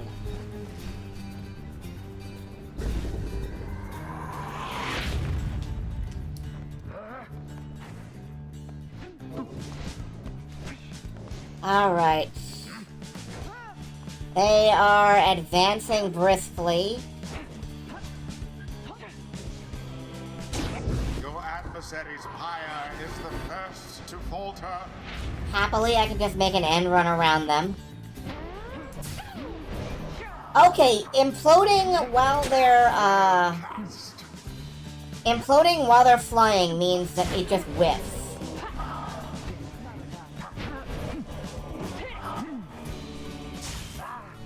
Damn.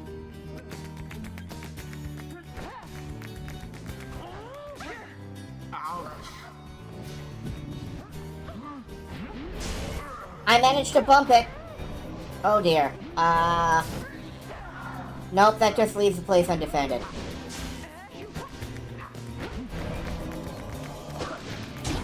They can just fly straight in. That's... Headwind, was it? Tell me something. You know how to fly? I wish I did right about now. Then listen up. My blood sister there, she'll swoop right past you if you're careless. But we Harps simply cannot get much altitude down here. So if she goes for any unfair tricks, jump for it and catch her in the act. She always hated when I used to do that to her. Okay, we can stop them by jumping into them.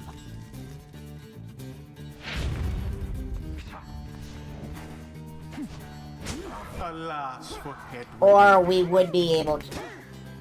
Or we could just block them like that. That also works. The orb engulfed in fire. Let's see you Nightwings keep this up.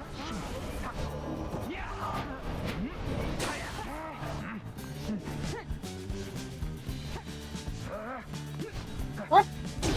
Edwin doused the adversary's flames. I should really start throwing the ball in. That's it. Whoops. I discovered that you can fall in the lava. That's bad. A banishment. Ouch.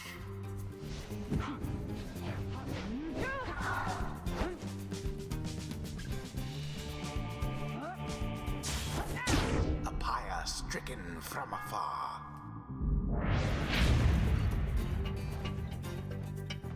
Alright,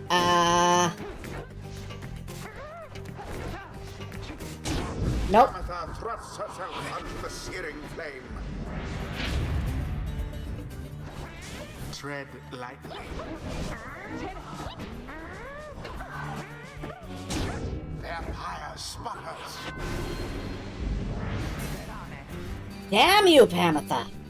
You are no true Thayan. To think you have the gall to call me sister still after everything you wrought upon us.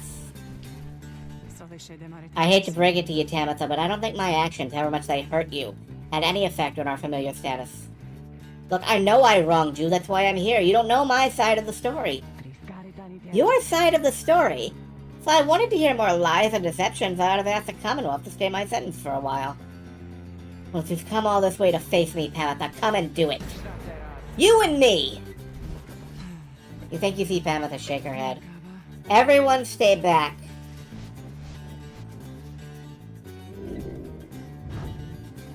Oh, we're going 1v1. Okay. What do you think they're doing? The rights are not the place to settle petty scores, and it is done. The you-know-who prevail. They brushed aside their adversaries without too much trouble. So far, we haven't lost yet. That makes me nervous. The right is done. You Commonwealth filth. Only through that traitor's help could you have beaten us. You postpone the coming of our liberty, but we are ever patient. And our sisters on the other side shall have their day with or without my aid. Pamatha, wait, please. You sound good company there, Pamatha. May you wither here with them. I hope sincerely we shan't ever meet again. Pamatha stands motionless as her blood sister departs. Hey, she's gone. The rest of us are headed back. What about you?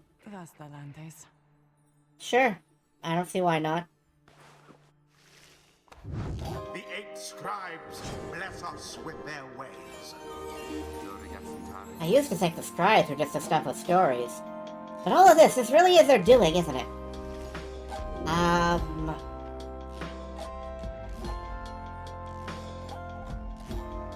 Move, whiff, and pass the orb more quickly.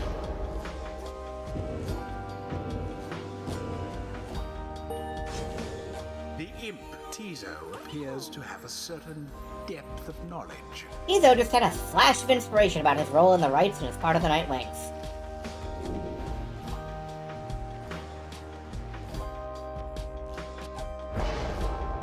Come back faster when you blow up. And of course she doesn't quite make level 2. Of course she doesn't. Until the stars align. I'm curious, There's some stuff described in the marketing for this game that we haven't seen yet, and I am wondering when it's going to become a thing. After vanquishing the essence with aplomb, you and the others return to your wagons to consider your next move and how best to integrate Pamatha into the group. Don't worry, I won't be staying any longer than it takes. I'd like my air fresh so I can sleep up on the roof. I trust the rights will cross my path and Pamatha's cross again before long. You're welcome with us for now, Pamatha. Trust is what got us here, isn't that right, Rookie? Rookie does not seem to hear the question. He's been rather quiet since first encountering your new guest. Pamatha shoots him one of her smiles. He stammers something about having to check the wagon wheels again. He runs off. During this discussion, the minstrel pulls you aside. Reader, I asked a moment of your time outside. There is somewhere I may ask we go here in Black Basin, Reader, by your leave, of course. Provided the stars allow it. Would you look upon them for us, please? Let me guess, it's all the way at the top of the no? Okay, we're going to the west. Well, that place looks nice. The Glade of Lu, directly due west. Then it's just as my client indicated. This client of yours, our informant, Sandalwood. He entrusted us with this wagon, this quest. Why? What does he want from us? You may ask him yourself. He awaits us somewhere in Wakingwood, due west. How do we find him? He shall find us. Seems you are soon to finally meet Sandalwood. At dawn, you shall have to cross a single narrow path leading west, where he supposedly awaits. But first... Yep. First, we gotta chat with a bird. You approach Pamatha, who has kept to herself since she joined your small band. You sense she is unaware of you as she preens her flight feathers, but then she speaks up before you can do the same. Come to check up on me, reader darling. In those first moments when we met, the lack of confidence which you related to that nice headwind boy, it's understandable you'd not see past these wings. One of your kind's ancient enemies just happens to insert herself into your group and you just go with it. However, I assure you my motives here are plain. You'll see, I've business with my blood sister Tamatha and nothing more. You briefly met, I think. She's quite a catch. As to the little quibble between us, well, it's a long story all in all. One that's frankly no one's business but hers and mine. Surely we'll run into her again, maybe not soon, but in time. And we have the rest of our long lives to wait. Anyway, happy to aid you in your quest until such time, especially to the extent that it aids me in mine. Simple exchange. Until then, stay vigilant, darling. You needn't concern yourself with making small talk with someone like me. And besides, we Harps have a saying, liars abound. She swoops away before you can respond. So all Harps are liars, you might... That's a music pun. That is a musical pun there. Also, what do you do with someone who's just like, yeah, I'm gonna lie to you. I'm just gonna lie to you, okay?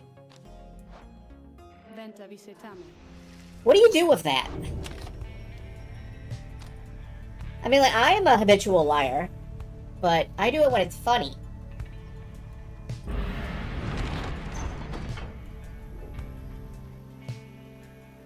Oh well, to the Sulphur Min.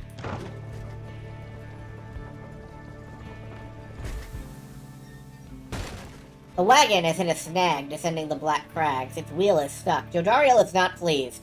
Is Jodariel ever pleased? First that blasted little bird, now this. Though you lack Jodariel's raw strength, you join in as she attempts to dislodge the wagon. At last, with a roar and a heave, she forces the wagon back onto solid ground. May this sandalwood be worth all of the hassle.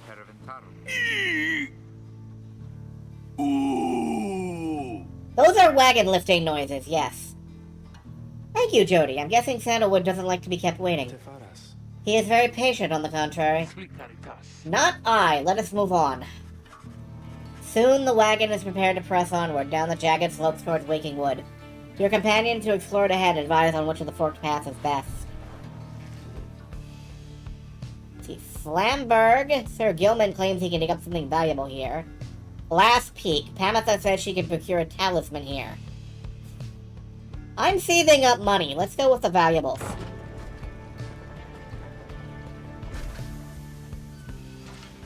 Sir Gilman is relieved at your decision to take the flatter of the two paths down the Black Crags, though nonetheless seems rather shaken by the steep trip down. This knight mislikes these heights. For shame, Master Reader, you must take this knight for a common craven coward. He buries his head in the soil. When at last you coax him back up, you see he has an item of some sort. Ha ha! This knight did have you fooled there, did he not? He explains how finding the item was his plan all along. Found a porous crystal, $70. His fear of heights remains. That's cool.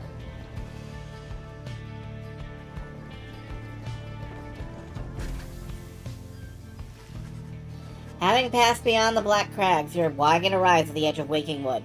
It is here that Sandalwood is to be expecting you, however... Most puzzling, he ought to have met us here. He said he would find us himself. Aye, he was to find us at the edge of these woods. We supposed to keep waiting for him? He would desire for the stars to be your guide as always. The rights beckon and the rights take precedence above all else. Surely he shall find us yet. Let's keep moving. How do we get through these woods? The lone minstrel notes two possible paths forward from this point, though cautions the woods are difficult to navigate and Sandalwood would have known the most expedient path. See, Needlefield. His client Sandalwood studied the rites here, and Greymore. His client Sandalwood once resided here. I'm gonna go with Needlefield, because that sounds cool. I want to see the needles. Oh, we're in a wagon, aren't we? That may be a bad idea. Sandalwood is a master in the rites, or used to be at least. Then, well, it is not my place to say. Doubtless he shall tell you in due time. Now, if only we could find him. He used to mentor his own companions in the rites not far from here. You find no trace of the informant anywhere nearby, and without his guidance you remain quite lost in the woods. The woods seem to have encroached. There is no path forward, while neither of the paths leading backward appear to match the route you took to this point. Burnt Grove, Faye seems drawn. The imp Tizo wishes to go to this again. I'm trusting Tizo. We didn't trust Tizo last time. We're gonna trust Tizo this time. Let's go out of the needles and into the thorns. The woods are so disorienting at this point, you decide to break for camp and survey the surroundings for any clues. Perhaps later there shall be time to pursue your vocations. The Beyonder Crystal seeks Jodariel. Okay.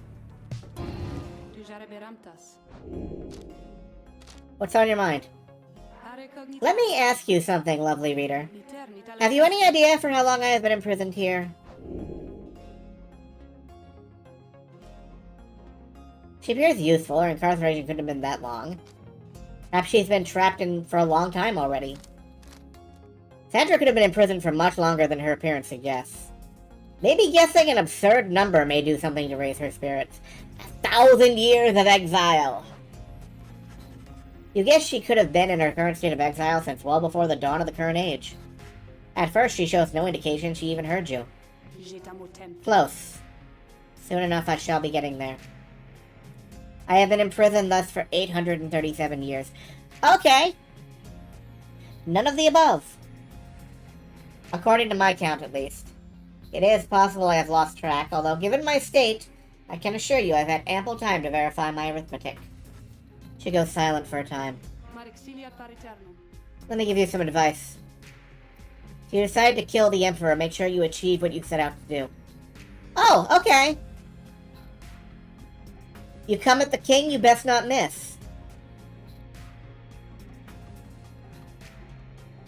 This is good advice for our times. That's all I'm saying. Don't ban me, Twitch. I expected my own death, regardless of the outcome of my task. I was not expecting this. Certainly not to be telling you about it 837 years later. Or however long it has been. Although enough of that for now, back to business. Okay, let's get Jodariel through her trial. Not a problem, simply indicate who is to be my student for the time.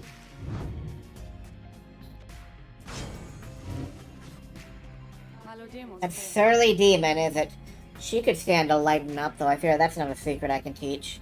Let us bring her forth regardless. What is the meaning of this, reader?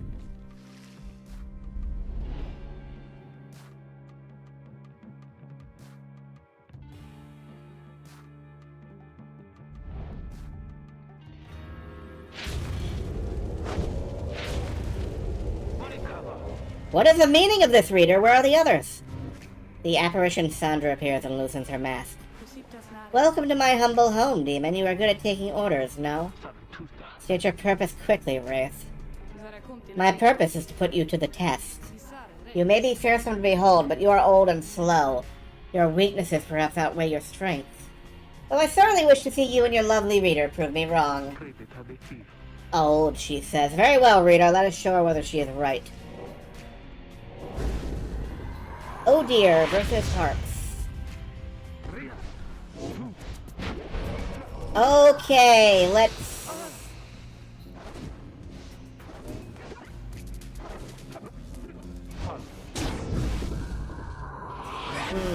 Okay, how do you deal with this? You banish them first is how you deal with it.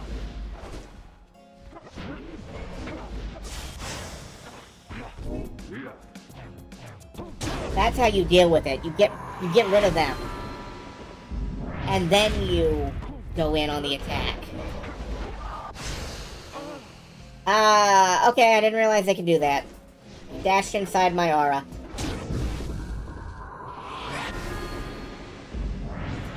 This is a learning experience.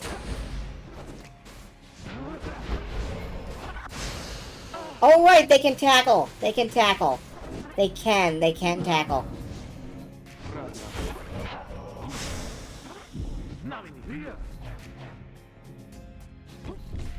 I can't get to that without, like, going all the way around. Oh boy. I missed.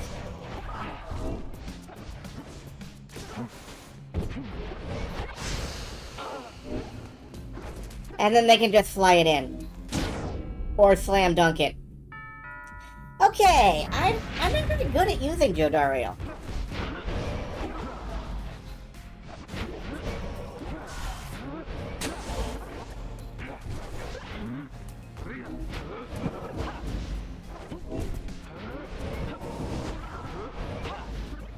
Hey, how do you catch this? And what you can catch is these hands!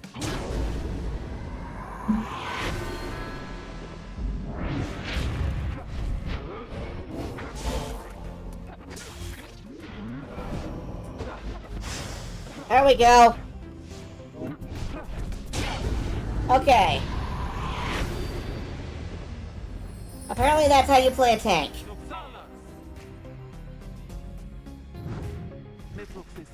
Are you satisfied now, Wraith? I'm never satisfied, demon. However, your performance was sufficient and you passed my test. Congratulations are in order to you and your lovely reader. Now farewell. Ah! Thank you for the congratulations.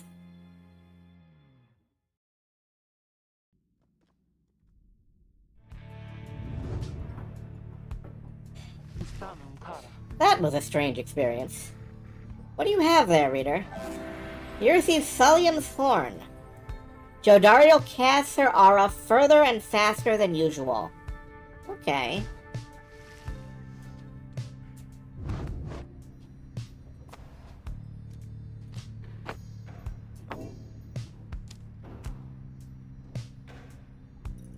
Okay, well that's useful. As it is though, I think this is where we're going to... save? Yes, there's the save icon. This is where we're going to save and quit. We will begin tomorrow. Tomorrow? What is today? We will begin tomorrow on the trail of the elusive sandalwood.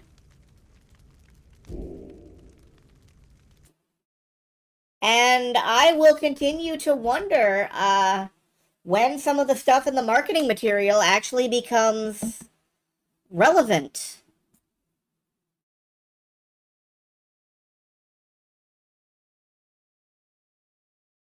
Oh well.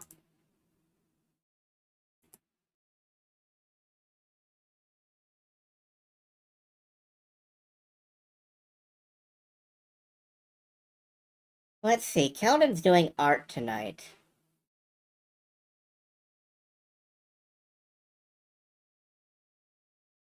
I think I'm going to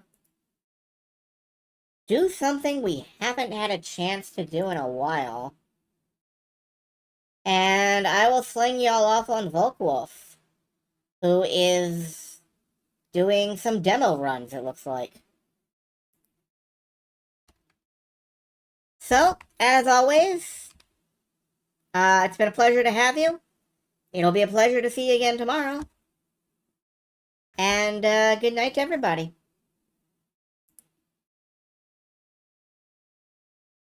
Enjoy yourselves. And goodbye.